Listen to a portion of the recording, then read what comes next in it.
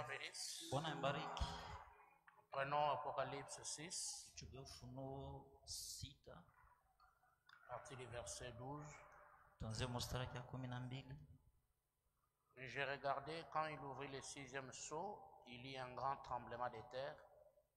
Le soleil devint noir comme un sac de crin. La lune entière devint comme du sang. Et les étoiles du ciel tombèrent sur la terre, comme lorsqu'un figuier secoué par un vent violent jette ses figues vertes. Le ciel se retira comme un livre qu'on roule, et toutes les montagnes et les îles furent remuées de leur place. Les rois de la terre, les grands, les chefs militaires, les riches, les puissants, tous les esclaves et les hommes libres se cachèrent dans des cavernes et dans des rochers de montagne.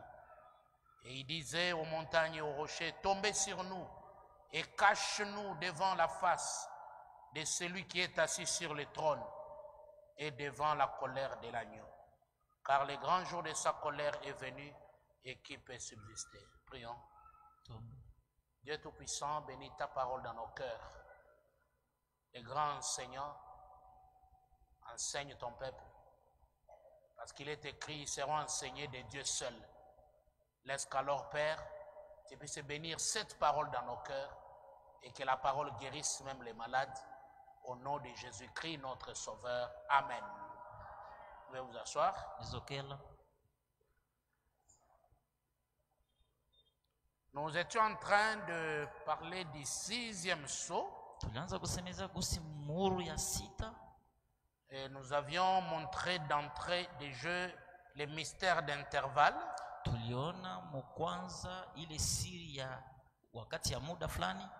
Qui se trouve entre le 6e et le 7e sceau. Et c'est là que j'aimerais encore avancer, insister ce soir. Le Frère nous a dit dans cet intervalle, c'est l'appel d'Israël. C'est l'appel de 144 000. Ils sont appelés dans cette période-là. Et le prophète nous a montré cet appel, c'est pour amener Israël à abandonner l'expiation habituelle.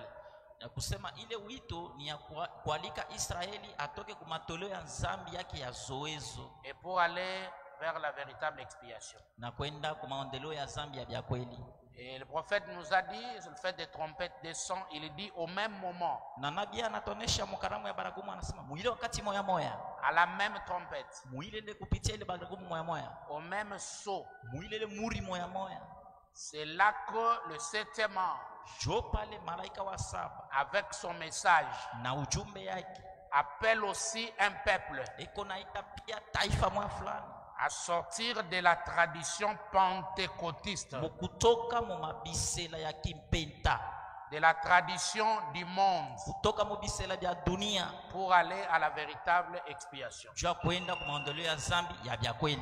Et Frère Branham a fait un parallélisme entre l'épouse qui est appelée à sortir pour la véritable expiation, et aussi Israël qui est appelé pour reconnaître l'expiation véritable. Il s'agit du même message que le 7e ange apporte pour l'expiation de l'épouse. C'est ce même message-là qui est l'expiation d'Israël. Et nous avons lu Frère Branham dire qu'il avait Élie et Moïse venir à lui. Et Branham a été surexcité. Donc Élie et Moïse, selon le type de Joseph, qui quitte sa nation et qui va chez les nations en Égypte, en changeant d'habit, mukubadilisha mavazi, en changeant de langue. mukubadilisha musemo. Et là où il a parlé à ses frères à l'aide d'un interprète, Kule kwenye alisemezea kubanduku yake kupitia utafsiri. c'est ce mystère-là d'intervalle. Jo ile siri ya ile muda. Jésus qui a quitté l'Est, Yesu Kristo anatoka kwa asubuhi. lui notre Joseph, Ye Yosefu wetu. il s'est retrouvé à l'Ouest chez les gentils. Anakuwa kudikuta kumangaribi kubatu ba mataifa. Il a changé même son habit. Anabadilisha hata na vazi yake. Il a appelé un habit appelé William Branham. Anavala vazi yenye inaitwa William Branham. Il a parlé même la langue des nations. Alisema hata lugha ya mataifa. C'est ce même message Ni ujumbe moya moya qui sauve Israël. jo iko naokoa Israeli. Il n'y a pas un autre message. Hakuna ujumbe ingine. C'est ce même message. Ni ujumbe moya moya. Alors j'aimerais te faire introduire profondément ce mystère d'intervalle ce soir. Nilipenda nirudilie kabisa kabisa na ulinzi wote kuhusu ile muda wakati. Dans la fête des trompettes, 213, Karamu ya baragumu 211. 213. 211. Or, de même que ces deux prophètes, rappelez-vous, Vile vile sa vile banabii bawili kumbukeni. l'épouse des nations Bibi harusi wa mataifa doit recevoir un prophète anapasha kupokea nabii appelé Élie, mwenye anaitwa Elia, qui doit appeler les gens mwenye ataita batu à sortir de leur tradition mukutoka kumabisela byabo l'épouse. bibi harusi. Tout à fait comme ces prophètes Vile vile sa vile bale banabii qui ont appelé les Juifs benyewe baliita Bayahudi à sortir du judaïsme mukutoka mukiyudani pour se tourner vers Christ, chupapati kugeuka kwa Kristo l'expiation. maondoleo. Abraham insiste là-dessus. Duku Branham iko na kazi hapa pale juu. C'est-à-dire, quand il parle des deux prophètes qui ramènent Israël, au même moment, il parle d'un prophète qui ramène aussi l'épouse à l'expiation. Manake mwile C'est-à-dire, il y a une liaison manake kuna kwa kupatanisha de ces choses. kwa vile vitu Et c'est très profond. ni wa upana kabisa. Comprendre que c'est le même message Kuelewa kusema ni ujumbe moya moya qui amène l'épouse yenye kuna peleka bibi harusi à sortir des traditions comme Israël sort du judaïsme. mukutoka kumazowezo kama vile Israeli anatoka kubiyunani. Ce message, Ni ujumbe autrement dit, namna nyingine kusema a un ancêtre. A un ancêtre. iko na babu. Nous, croyants du message, nous avons un ancêtre. Sisi waamini wa ujumbe tuko na babu wetu Et nous faisons les choses selon ce que cet ancêtre a dit. na tuko nafanya mamambo kufuatana vile ule mzee wetu anasema. Le problème, c'est qu'il y a trop d'infiltration. Maana yake basha njoo kutuingililia njoo kunapita. Comme je l'ai montré dans d'autres enseignements. Sasa vile nilionyesha mafundisho mengine Qu'il y a un groupe qui s'est infiltré. kusema kuna kwa kunji moya inatuingililia. Qui ne sont pas du message. Ile kunji haiko ya ujumbe. Lui-même, si tu lui dis frère Branham a dit, ça l'importe. Hata unamuonesha jase nduku Branham anasema ye kwake abimushitushi. Ces gens-là existent. Bale bantu bekwako.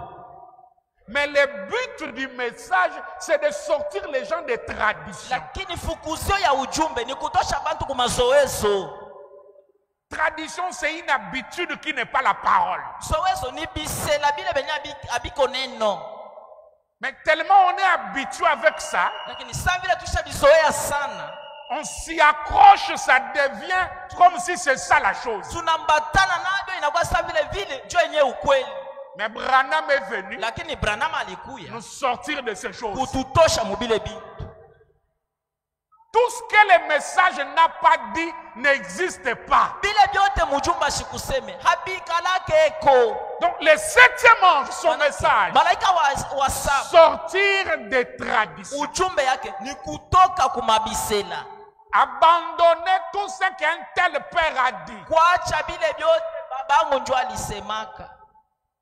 Parfois, ma façon d'enseigner, un jour, il y avait un frère d'une grande église qui m'a dit, Saa zingine mnamna ngo kuhubiri kuko ndugu moya wa kanisa makubwa alionyeshaka. il dit, pasteur, la manière dont toi tu montres les choses là, Sasa mchungaji mnamna hiyo anaonyeshaka mamambo.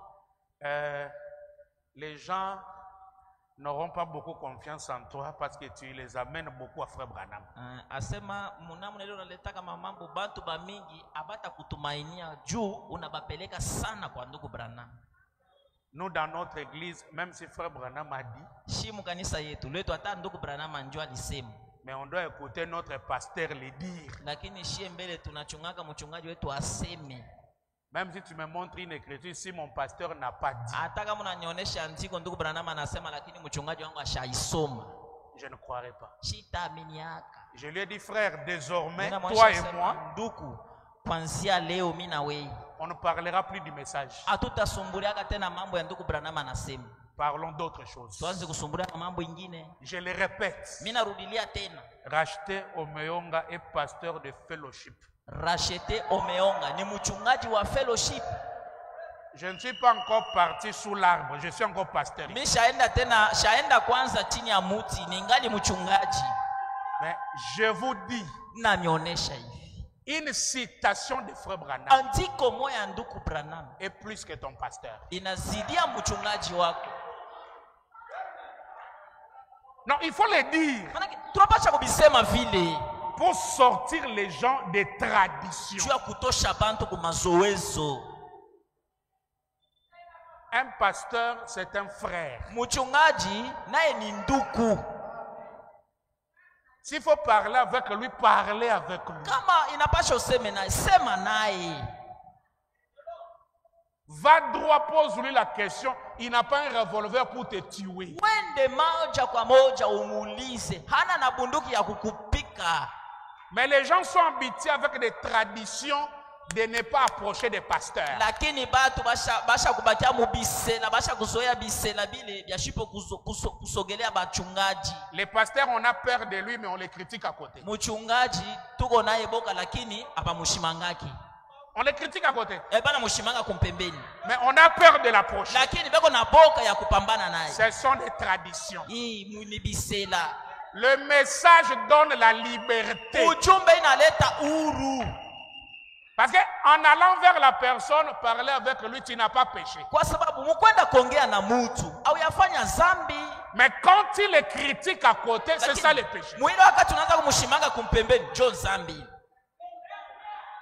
Sortez des traditions. Tokeni mubisela. Allez vers la véritable expiation. Mwendeni kumaondelo ya zambi ya bya kweli. C'est quoi la véritable expiation? Ni nini maondelo ya kweli ya zambi? Christ. Kristo Personnifié. mwenye kujifanya muntu. Doyen, que Dieu bénisse. Mwalimu, Mungu akubariki. Personnifié. Mwenye kujifanya muntu Dans sa parole. muneno yake. Faites chair. Mwili ya munofu. Où? Wap. Ici. Apa. C'est ça la véritable expiation. Jo maondoleo ya bya kweli. Branham le but de sa venue, fukusio ya ujio yake, c'est ça. jo ile. Appeler un peuple à sortir des traditions. Kualika taifa fulani mukutoka mubisela. Et aller vers la véritable expiation. Na kwenda kumaondoleo ya bya kweli. La même chose. Mambo moya moya ile. Élie et Moïse. Elia na Musa font du côté des Juifs. beko na bifanya pia ngambo ya Bayuda. Les sortir du judaïsme. Kubatosha mukiyunani. Ceux des nations baba ba mataifa connaissent déjà l'expiation. Banajua tayari maondoleo. Mais lakini il s'agit d'appeler l'épouse hapa ni mambo ya kuita bibi harusi à revenir à l'expiation originelle. Mukurudia ku maondoleo ya usahihi. Ou que c'est 50 sabbats ou c'est 7 sabbats au kule kuko ama 50 ya sabato dont ils se sont éloignés, kule kwenye balitenga nayo, les appeler benye kuitwa à revenir mukurudia au temps de la fin. Mwakati ya mwisho. Donc ils appellent les Juifs à oublier les expiations passées et de venir au temps de la fin. na barudie mwakati ya mwisho. Au temps de la fin, Japo mwakati ya mwisho Christ personnifié. Kristo mwenye kunifanya mtu. C'est pourquoi on a vu qu'ils vont présenter des photos. Ndugu Branham anasema batenda onesha mapicha. Comment le Christ que vous avez rejeté Je ule Kristo mulikatala est allé chez les nations alienda kwa mataifa et ils vont leur montrer la parole faite chair. na batabaonesha neno iliyojifanya mwili. En ces temps de la fin, Mwi wakati ya mwisho on les ramène au temps de la beko fin. na barudisha mwi wakati ya mwisho. Quand ils vont croire, Na wakati wataamini c'est alors que le type de Joseph jo pale sasa mfano ya Yosefu s'accomplira entièrement pour eux. itatimilika kabisa kabisa kwa ajili yabo. Jésus va enlever son habit de nation, Na Yesu atatosha vazi yake ya mataifa, il va mettre de côté ataweka pembeni et il va leur présenter les na cicatrices. atabaonesha sasa mikofu. Et ils vont reconnaître Batamutambua que le Messie qu'ils avaient rejeté, sema ule Mesia balikatalaka qui est allé chez les nations, mwenye alienda kwa mataifa est revenu vers eux. anarudia tena pia. Prenons le paragraphe 183, c'est de Tuchukue tena trompette. 183, toujours tuchukue fait de trompette. 100 Voilà ce que sera la trompette. tasameni kile kitakuya baragumu, La fête karamu d'être rejeté. ya kukataliwa, Ensuite, leur Messie kisha Mesia wabo qui se fait connaître. mwenyewe atajijulisha. Remarquez, Tambueni, ils vont reconnaître leur Messie lorsqu'ils le verront.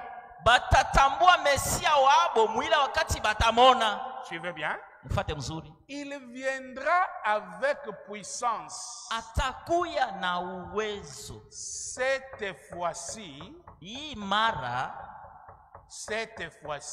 mara hii celui qui les ont entendus, ule mwenyewe balisubiri cette fois-ci, mwi wakati il va venir avec puissance atakuja na uwezo pour l'épouse des nations. juu ya bibi harusi wa mataifa, Et les Juifs vont les reconnaître.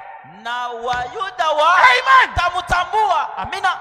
Cette fois-ci, Hii mara hii il vient vers qui? leo nakuya kwa banani?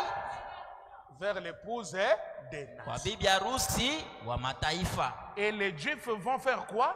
Na- Vont les reconnaître. Na Wayuda watafanya nini? Watamutambua. Oh, qui peut dire Amen? Nani ataweza kusema amina? Donc ce ne sont pas des choses imaginées ou Manake, fabriquées. habina vitu vya kuwazia, C'est les plans tels que Frère Branham l'a placé. ni mapo paka vile ndugu Branham alibiweka. Donc la venue de Christ cette fois-ci, Maana yake ujio wa Kristo hapa sasa, quand il descend dans la nuée, wakati anashuka muwingu, cette fois-ci, mara hapa sasa il va vers l'épouse. eko nakuya mara kwa mara kwa bibi harusi. Comment il est venu vers l'épouse? Je anakuya kwa bibi harusi? Est-ce que c'est avec le corps de Galilée? Non. Eti alikuwa na ile mwenye kugalilaya, Vers l'épouse, alikuwa kuma bibi harusi, il est incarné eko mwenye kujitimulisha dans une chair humaine. mumwili ya Mungu. Et c'est ça le mystère du Messie. Ile ndio siri ya Mesia, Parce que le Messie, c'est la parole ointe dans un homme. kwa sababu Mesia ni neno lenye kupakaliwa mafuta ndani ya mtu. Cette fois-ci, Hii mara hii,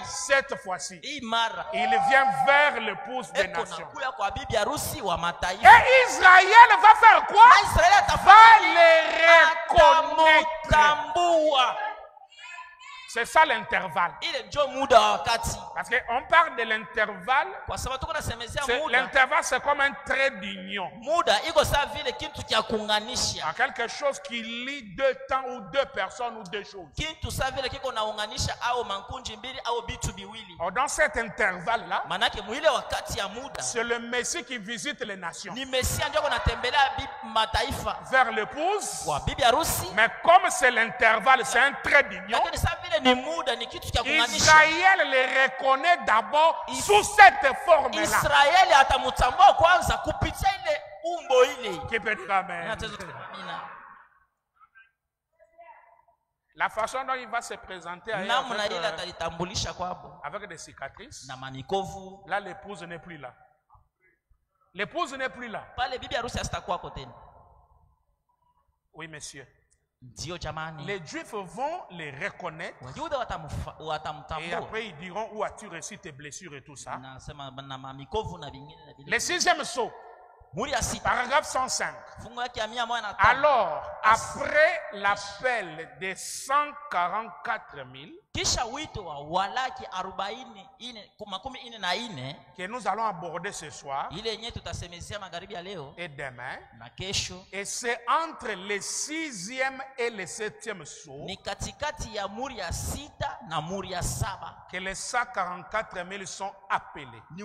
ni katikati ya ile muda mwenyewe walaki 44 wenyewe wanaitwa Dans cet intervalle. maana yake mwile wakati ya muda. Or, dans le paragraphe 112, au fait des trompettes, il dit ceci. Mumia moya 12 karamu baragumu ndo wasema. Maintenant, ici, permettez-moi de dire ceci. Hapa sasa muniruhusu niseme hivi. Chaque trompette qui a sonné sous le 6e sceau. Kila baragumu ile ilipika, ile panapanda yote ilipika chini ya muri ya 6. Nous y arriverons dans quelques minutes. Tutafikia hapo sasa. Là où nous avons eu le sceau. Kule kwenye tuliona nyuma. Toutes les trompettes, je crois que je dis ça le dimanche où j'ai introduit le 6e sceau.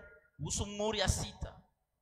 Le dimanche où j'ai introduit le 6e sceau. Muri ya 6 wiki Jumapili ile tuliingishaka muri ya 6. Je l'ai dit. Nilisema. Branham dit toutes les trompettes. Ndugu Branham anasema mapalapanda yote ont sonné ilipigwa sous le 6e sceau. Chini ya muri ya 6. En effet, au 7e sceau, muri ya 7, au 7e sceau, muri ya 7 il y a eu le silence. Kulikuwa ukimya. Personne ne savait. Hakuna mtu alijua. C'était la minute. Ilikuwa ni mwisho ou l'heure au wakati où Christ allait venir. Pale penye Kristo alipasha kuya. Comme il nous l'a révélé. Sa vile alitufunulia. Toutes les trompettes ont sonné sous le 6e sceau. Baragumu yote iliongoloma chini ya muri ya 6. Et les trompettes, na baragumu, comme on va continuer à les montrer, sont suivies de fléaux. Nayo inafuatiwa na mapigo. Chaque trompette a des fléaux derrière lui. Kila baragumu yote iko na mapigo nyuma yayo. Et les fléaux ne se trouvent que dans le 6e sceau. Na mapigo inakutanishwa ni mpaka mumuri ya 6. Dans le 7e sceau, il n'y en a pas. Mumuri ya 7 hamuna mapigo. Le 7e sceau, c'est silence. Muri ya 7 ni ukimya. Et ce silence explique quoi? Na ile kimya inafasilia nini? La minute, wakati ou l'heure au muda de sa venue. Ya ujio yake. Comme il nous l'a révélé. Sa vile alitufunulia.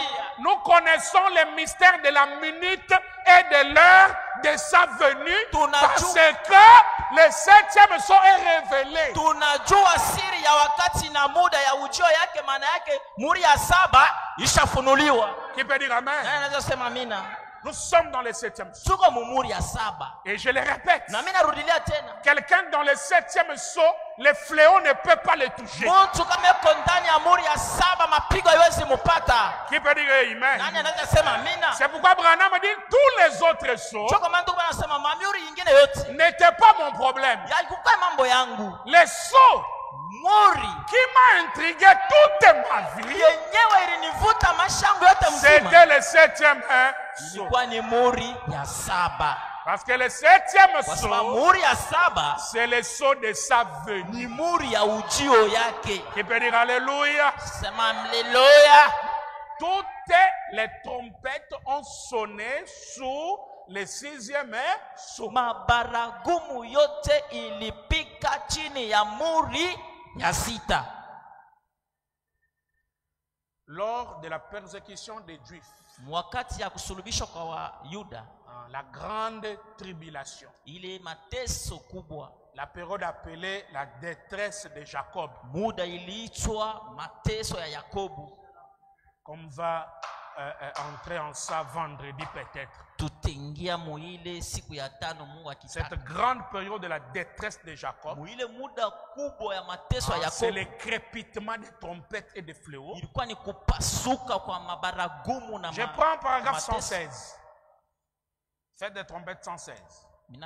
Remarquez exactement la continuité de l'écriture. Tazameni kuendelea kwa andiko. Parfaitement la même. Kabisa kabisa vile vile. La 7e trompette Baragumu ya saba c'est pour Israël. ni kwa ajili ya Israeli. C'est que le 7e sceau est pour l'épouse. Amen. Maana yake muri ya saba ni kwa ajili ya bibi harusi.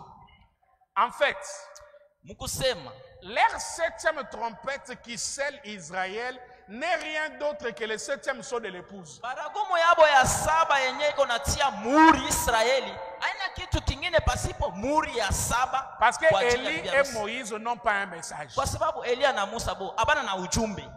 Chacun était prophète à son époque. Kila mmoja wabo alikuwa nabii mwakati yake Et il avait un message. na alikuwa na yake ujumbe. Pour aller chez Israël, Jua kwenda kwa Israeli ils n'ont pas un message particulier. abana na ujumbe ya upekee. Ils doivent recourir au 7e sceau. Banapasha kufukuzia kumuri ya saba. Qui peut dire amen? Nani azasema amina? Maintenant, quand ils prennent notre 7e sceau, Asa wakati banafika kumuri wa saba, quand ils prennent notre 7e sceau, wakati banachukua muri wetu wa saba, ils amènent chez eux, ça devient la 7e trompette. banapeleka kwabo inakuwa baragumu ya saba Oh, c'est ya merveilleux. damani. Donc, ils n'ont rien d'autre que ce que l'épouse écoute aujourd'hui. Hapana na kitu kingine pasipo kile bibi harusi yako nasikia leo. Leur 7e trompette, Muri mungurumo ya saba c'est ce qui est le 7e sceau ile njoo inakuwa muri ya saba pour l'église kwa épouse. ajili ya bibi harusi kanisa. Nous voyons Tunaona sous le 7e sceau chini ya muri ya saba que quand ces âmes sous l'autel ont reçu des robes, wakati ile manafsi chini ya mazabao des balipata robes leur ont mavazi été données. nukta nukta makanjo Les ilibapewa gens persécutés sous Hitler, les Juifs, bantu bale bauaua mwakati ya Staline. Hitler wa Yuda sous Hitler, chini ya Hitler qui s'était levé contre les Juifs. barilamukaka Nous mukupinga avons wa- déjà vu ça. tushaona ile. Oui, il y avait en Allemagne, dans Oui, toutes les autres nations, les Ile Juifs wakati kwa Alemania kulikuwa mataifa yote ya Wayuda qui ont été dispersés un peu partout sur la terre. wenyewe walizambalana pahali pote ulimwengu Il y mzima. a eu 20 dernières années une cruelle persécution contre les Juifs. Kulikuwa miaka 20 ishapita zamani. Je suis allé mateso là-bas dans kubwa ces kwa ajili ya vieux Wayuda. endroits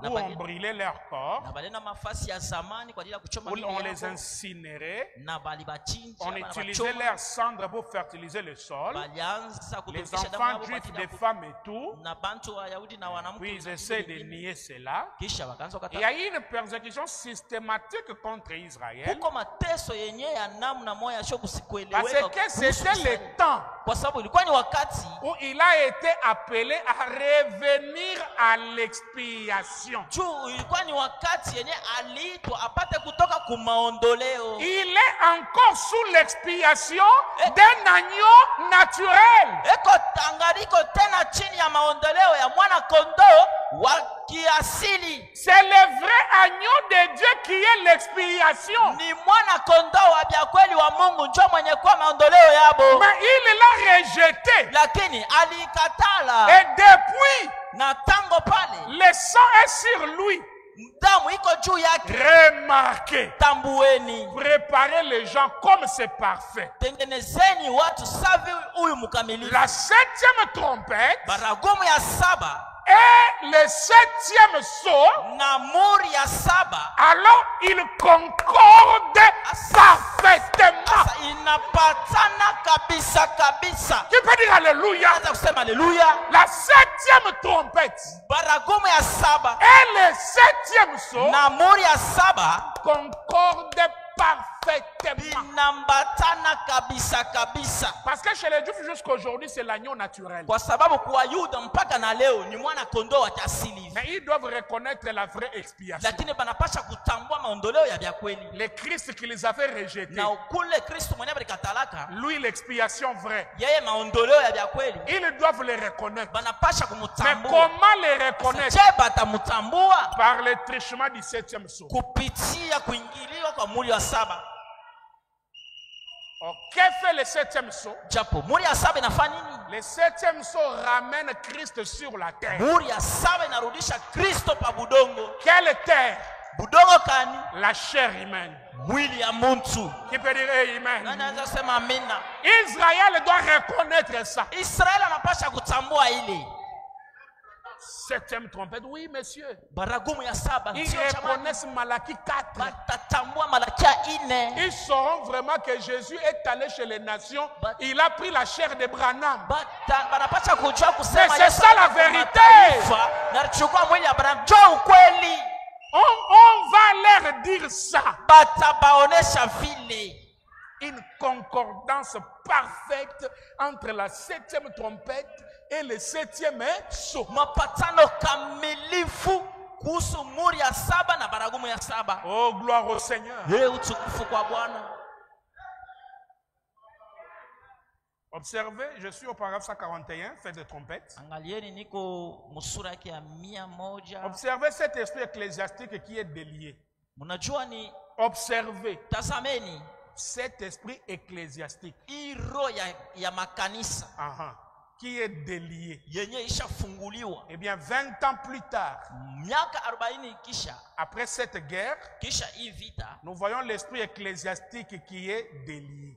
Tunaona roho ya makanisa inafunguliwa. Sous quoi? Chini ya nini? Le septième sceau, muri ya saba, la septième trompette, baragumu ya saba pour les Juifs. Juu ya Wayuda. Donc, à l'ouverture du septième sceau, il y a une guerre déclenchée. Maana yake mfungulifu ya muri ya saba kuko vita yenyewe iko pale tayari. Et la guerre là, c'est la parole contre l'esprit ecclésiastique. Na ile vita ni neno mukupinga maroho ya makanisa. Parce que Frère Branham dit dans la marque de la bête, kwa sababu ndugu Branham anasema mchapa ya nyama, Satan au temps de la fin est devenu religieux. Kusema shetani mwakati ya mwisho anakuwa wa kidini. Il va à l'église. Eko nenda mukanisa. Il est même adoré. Beko mpaka na muabudu na kumwabudu sans le savoir. Bila kufahamu. Elle rache, on adore Satan sans le savoir comment. Elle rache, tuko naabudu shetani bila kumujua je. Quand tu t'inclines devant ce qui n'est pas la parole, tu adores Satan. Wakati uko neshinya kila kina neno, zamani unamwabudu shetani. Et il vous donne même la force pour soutenir ça. Na iko nakupatia na nguvu ya kusulia ile. Tu peux même te battre. Unaweza hata kukombana bukomvi. Parce que c'est une onction charnelle. Juu hiyo inakuwa ni upako ya kimwili. Pensant être dans le vrai. Mkuwazia sema kwa mbia kweli. C'est pourquoi dans cette guerre, Joko maana muile mvita, on nous dit soyez vigilants. Mukuwe werefu na wakalamushi. Vérifiez chaque chose avec la parole. Mchunguze kila kitu na neno. C'est pourquoi il y a la récompense qui est donnée à ceux-là qui n'ont pas adoré Satan ni son image. Jo kwa maana kuna kwa matabishi ile banapatia bale benye bakumwabudu shetani wala picha yake. Qui peut dire amen? Nani anaweza kusema amina? Oh, qui peut dire alléluia? Nani anaweza kusema alléluia? Donc, quand ce sceau est ouvert, c'est la trompette, la septième pour les Juifs. Un esprit ecclésiastique est délié. Wakati muri ya saba inafunguliwa, inakuwa ni baragumu na roho ya makanisa inafunguliwa. Et l'esprit ecclésiastique, na roho ya makanisa, la Bible dit, Frère Branham explique, Biblia inasema na ayant l'apparence iko na umbo de la piété, ya utawa, mais reniant ce qui en fait la force. Ile yenye kunafanya nguvu. Qu'est-ce qui en fait la force? Nini inaleta nguvu? La parole faite chair. Neno yenye kulifanya mwili. Donc, ils seront religieux. Manake batakuwa bakidini. Une apparence pieuse. Batakuwa na kuangalia mais refusant la parole. Lakini beko nakatala neno. C'est l'esprit ecclésiastique. Ile ni roho ya makanisa. Et Frère Branham dit un démon religieux, il est 7 fois plus mauvais. Ndugu Branham anasema roho ya makanisa iko mara 7 mubaya zaidi. Les démons religieux, demona wa kidini, il est 7 fois plus mauvais. Iko mara 7 mubaya zaidi. Parce qu'il a l'apparence de la religion. Juu yeye eko na umbo unamwona hivi ni wa kidini. Mais un incrédule. Lakini ndani wa kutokuamini. Il ne croit pas à Frère Branham. Ashamini ndugu Branham. Parce que le message est mesuré par Frère Branham a dit. Kwa sababu ujumbe hii inasomewa kubile Frère Branham anasema. Au jour où Jésus est venu, on lui lisait la parole. Mwile siku Yesu alikuyaka, balianza kumsomea ni neno. Quand il donnait un mystère, on lui lisait Moïse a dit. Wakati anaanza kila mara anaanza kuleta masiri, banaanza kumsomea Musa alisema hapa. Moïse a dit. Musa alisema. C'était la parole en ce temps-là. Ilikuwa ni neno mwile Et wakati. dans notre jour, Na musiku yetu, frère Branham a ndugu Branham anasema. C'est ça le message. Jo ujumbe. C'est ça la parole de Dieu. Jo neno Donc ya un bibi démon harusi. ecclésiastique est délié Wakati ile roho ya makanisa inafunguliwa et considérer la ligne qui s'obscurcit. na kuangalia malakia ule mwenye Pourquoi? anaingia Vous mgiza. voyez, Unaona? le Fils de l'homme est chassé Mwana wa mtu anafukuzwa de l'église. mkanisa. Tu vois l'esprit ecclésiastique. Unaona maroho ya makanisa vile iko. Il chasse qui? Ndio nafukuza nani? Le Fils de l'homme. Mwana wa mtu. Qui est le Fils de Nani l'homme? mwana wa mtu? Amen. Amina we. La plénitude de la colonne de feu Utele ya nguzo ya dans moto William ndani Marion ya Branham. William Marion Branham. Le Fils de l'homme est Mwana wa rejeté. mtu banamfukuza. Il est en dehors de l'église. Eko nje ya kanisa. Voilà Jésus rejeté. Jo Yesu huyu banakatala. Jésus rejeté aujourd'hui. Yesu ule banakatala leo. Ce n'est pas l'image de l'homme de Galilée, non. Aina ile sura ya mtu wa Galilaye. L'image de l'homme de Galilée est applaudie partout aujourd'hui. Sura ya huyu mtu wa Galilaye beko naipigia mikono fashi yote leo. Partout, partout. Fashi yote na fashi yote. Mais ils ne savent pas que cet homme de Galilée a voyagé. Lakini abajua asema huyu mtu wa Galilaye asha safiri. Il a quitté là où Jacob pleure son habit, Asha toka pale penye Yakobo eko nalia vazi yake rempli du sang. yenye kujazwa tele na damu. Il a déjà voyagé vers les nations. Asha kusafiri ku mataifa. Et là, chez les nations, il n'est pas parti nu. Na kule ku mataifa ashikwende uchi. Là, il s'est habillé à nouveau. Kule alivala tena mara ingine. Qui peut dire amen? Nani atasema amina? Et il est le Fils de l'homme. Kukatala mwana. Il est le Fils de eko l'homme. mwana wa mtu. Et les églises l'ont rejeté. Na makanisa inamukatala. Ayant un esprit ecclésiastique. Kwani beko na ile roho ya makanisa. L'esprit religieux a toujours été contre la parole. Roho ya kidini inapingaka mpaka neno. L'esprit ecclésiastique soutient le système. Roho ya makanisa yo inauzuliaka masystemu.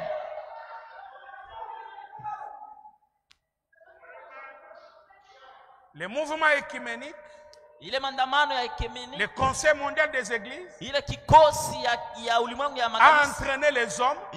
inaingiza batu. Cette chose-là veut dire quoi? Kile kitu kinapenda kusema nini? Vous devez renoncer à tous vos enseignements. Munapasha kukatala mafundisho yenu yote. Comment deux hommes peuvent-ils marcher ensemble Je batu bawili banaweza kutembea s'ils ne pamoja sont pas d'accord? kama bapatane? Ils ne peuvent pas. Haiwezekani. Jésus a dit ils ne peuvent pas. Yesu alisema haiwezekani. Mais l'épouse Lakini bibi harusi peut marcher avec la parole anaweza kutembea na neno qui est Christ. yenye kwa Kristo. Il doit y avoir un accord. Unapasha kwa mapatano. Pas les systèmes ecclésiastiques, Hapana masistemu ya makanisa, mais la parole. lakini neno. Vous devez être en accord avec la parole. Unapasha kwa mkimoya na Vous neno. marchez avec la Cha parole. kutembea na neno. Jésus l'a dit, Yesu alisema, c'est forcément juste. asema hivi ni vya kweli. Que Dieu t'épargne de cet esprit ecclésiastique Mungu akuepushe na ile roho ya makanisa.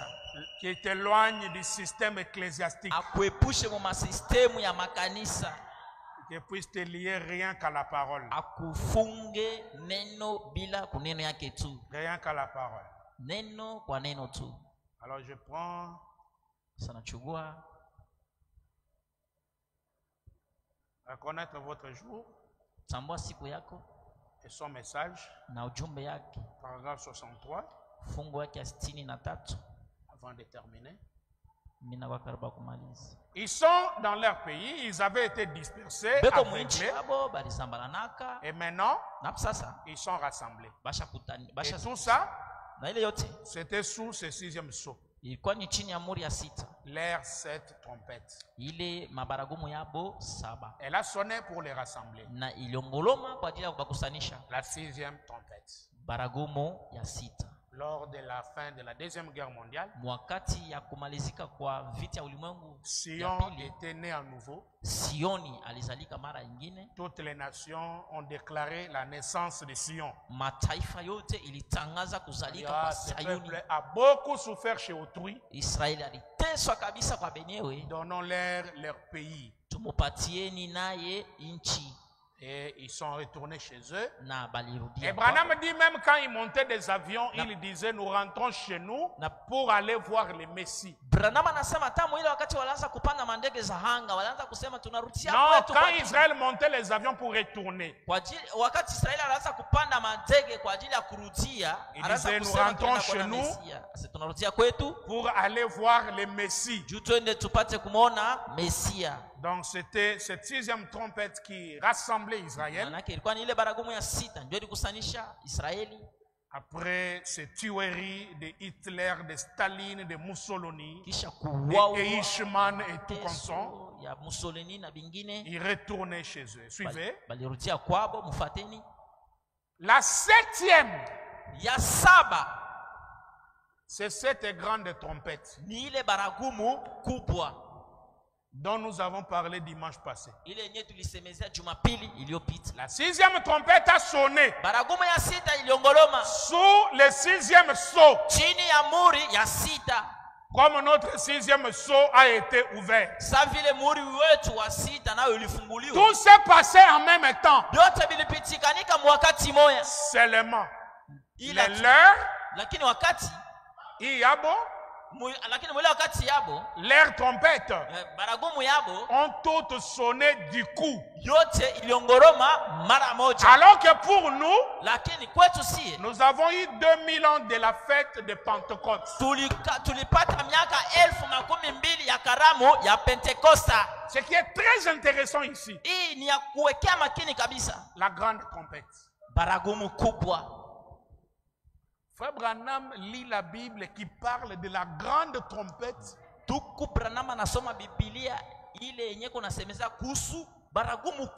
Qui sonnerait à la fin. Toutes les trompettes d'Israël, les 6 ont sonné. Pour Israël. Mais il restait la grande trompette. Leur septième trompette, c'est cette grande trompette qui sonne de notre côté. Le septième sceau. Or, la grande trompette est sonnée comment? La grande trompette. Apocalypse 10, verset 7. Mais qu'au jour de la voix du septième ange, quand il sonnera la trompette, voilà la grande trompette. Cette grande trompette se trouve dans Apocalypse 10.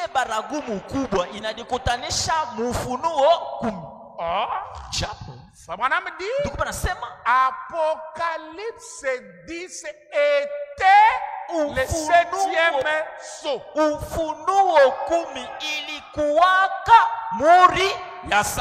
Qui peut dire amen? Donc la grande trompette qu'attendaient et l'épouse et les juifs, c'est Branham qui la sonne. Et Branham ne la sonne pas avant la venue du Seigneur. Parce que Apocalypse 10 verset 1, je vis un ange puissant qui descendait du ciel, enveloppé de la nuée.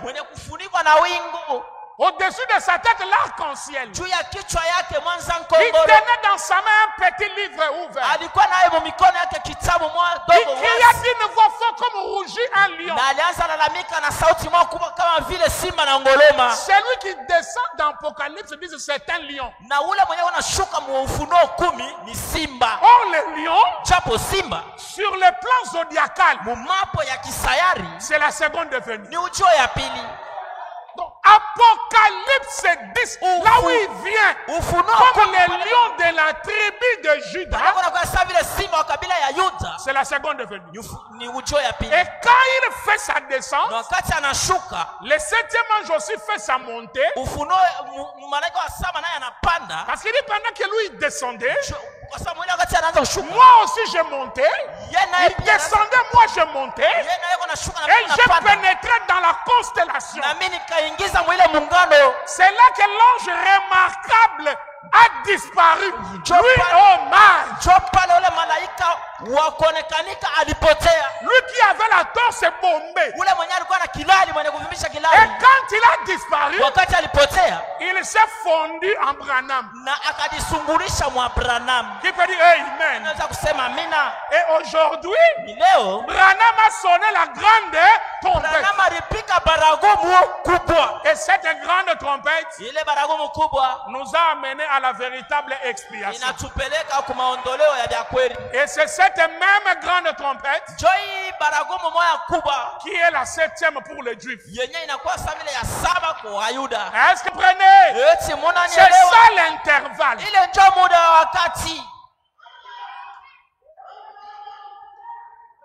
Donc dans le 7e sceau, il dit, paragraphe 62, maintenant remarquez ici, un seul verset, juste un petit peu avant. Nous avons sauté le chapitre 7, le chapitre 6 se termine par le 6e sceau. Mais entre le 6e sceau et le 7e sceau, il y a quelque chose qui arrive. Vous voyez, c'est vraiment beau. C'est placé exactement au bon endroit. Entre le chapitre 6 et 7, vous remarquez, entre le 6e et le 7e, il y a un intervalle. Un intervalle entre les chapitres de l'Apocalypse. C'est entre le 6e et le 7e sceau que cet intervalle a été placé. Donc nous aimerions faire remarquer ça. Il est très important que nous remarquons cette petite passe de temps. Or dans cet espace de temps, il y a une relation qui se fait là. La chose de l'épouse des nations est allée sauver les Juifs. Parce que souvenez-vous, Branham dit ils vont écouter ces mêmes messages. Ils vont recevoir les mêmes baptêmes au nom de Jésus-Christ. Et ils recevront les mêmes baptêmes du Saint-Esprit. Que Dieu bénisse. Ce sont des sceaux. Je commencerai à aller comme ça, une heure. Pour que vous puissiez bien comprendre. Est-ce que cette onction de sceaux vous accompagne? Que Dieu vous donne le désir de vos cœurs. Je vais appeler Pasteur Kachala, le doyen, il va venir quand même saluer l'assemblée. Il a un mot à dire. Venez pas. On acclame pour lui.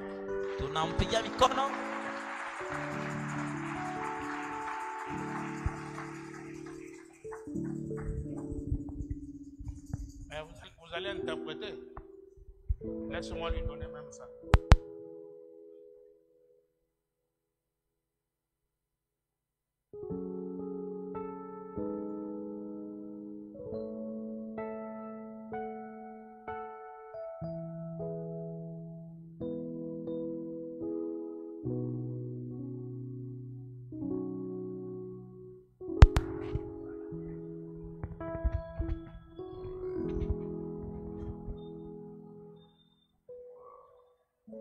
Je vous salue au nom de notre Seigneur Jésus-Christ. Ok. J'ai voulu communier avec vous ce soir. Je m'appelle Michel Kachala.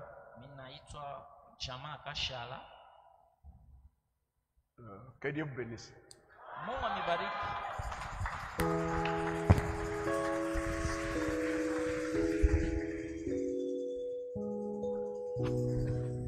Merci, Pasteur Michel, pour la surprise.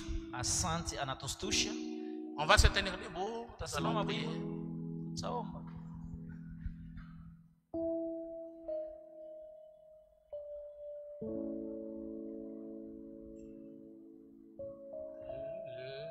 Laissons voir notre joie, nous qui aimons. Amen.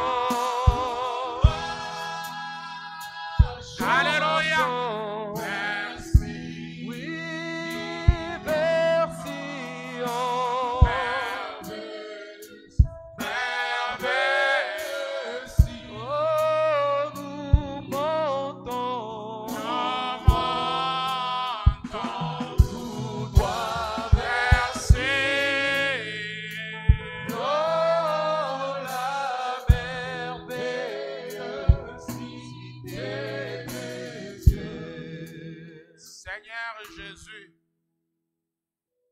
Nous te sommes reconnaissants pour les mystères d'intervalle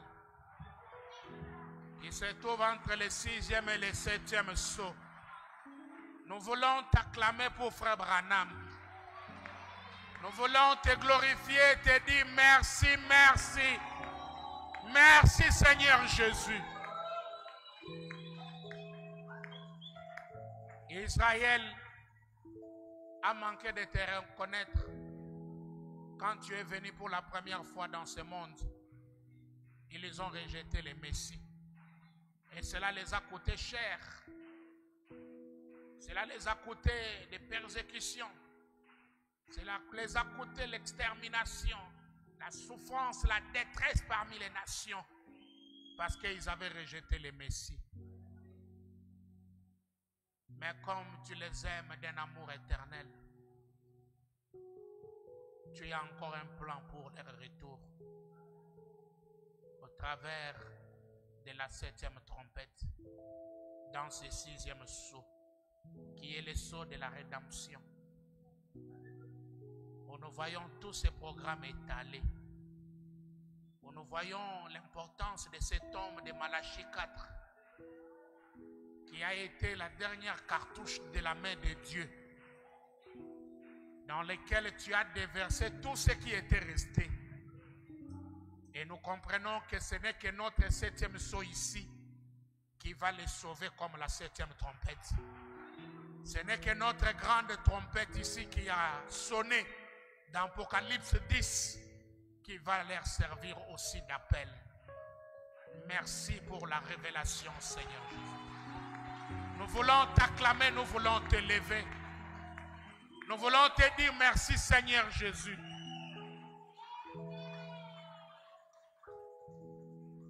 Aide-nous, nous les nations. Nous qui avons vu la parole se faire chair à nouveau. Si tu n'as pas eu horaire de retrancher Israël, qui était l'olivier franc, quand sera-t-il de nous l'olivier sauvage? Nous qui n'avons été que greffés. Si l'original avait été coupé, tu ne pardonneras jamais l'homme des nations dans son incrédulité. Augmente notre foi. Amène les hommes et les femmes à accepter la révélation. Amène-les à soutenir la parole. Ces démons religieux, cet esprit ecclésiastique qui est délié, qui combat la parole, aide-nous à être au-dessus afin de vaincre ces démons. Nous ne voulons pas être, oh Dieu, assujettis par ces systèmes ecclésiastiques qui est en train de ronger les églises. Mais nous voulons rester avec la parole. Parce que tu nous as envoyé ce glorieux message sous la grande trompette, sous ces sceaux, pour sortir des traditions, afin d'aller à la véritable expiation. Le Christ personnifié dans sa parole, fait chair ici parmi nous. Seigneur, nous te disons merci, merci. Merci pour la parole de Dieu. Oh Dieu, que ta grâce nous accompagne et que ta parole continue à résonner dans nos cœurs. Accompagne tes enfants. Au nom de Jésus-Christ, notre Sauveur. Amen. Merci. Nous sommes à la fin pour ce soir. Vendredi, on va continuer. Dimanche, j'aurai un service minimum parce que Meshach va se marier. Non, minimum. Meshach, lui, a fiancé chez Pasteur Mbunda. Il a fiancé sa femme chez Pasteur Mbunda. Et le pasteur m'a appelé pour prêcher et consacrer le mariage.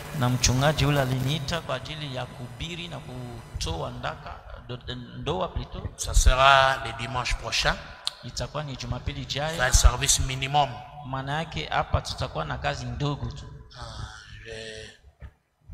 Je pense que ça sera pas long. Pour les retardataires qui viennent toujours à midi, ils auront chaud. Ça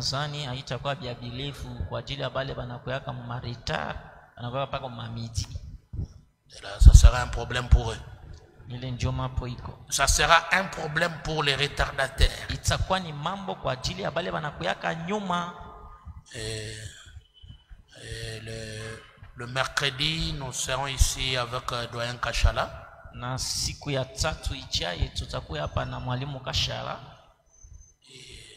Le doyen signifie ancien. Et il sera là avec ce que Dieu mettra dans son cœur pour nous exhorter.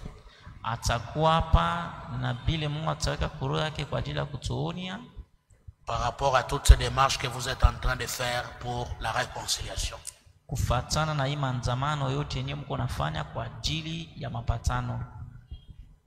Vous aimerez que Pasteur Kachala vienne? Mutapendelea mzee Kashala kuye. Vous avez vu, le peuple est content. Non. Alors, au reste, que Dieu vous bénisse. Samabaki Bwana mibariki. Nous nous retrouvons ici le vendredi. Tutakutana hapa siku ya 5. Merci beaucoup. Asante.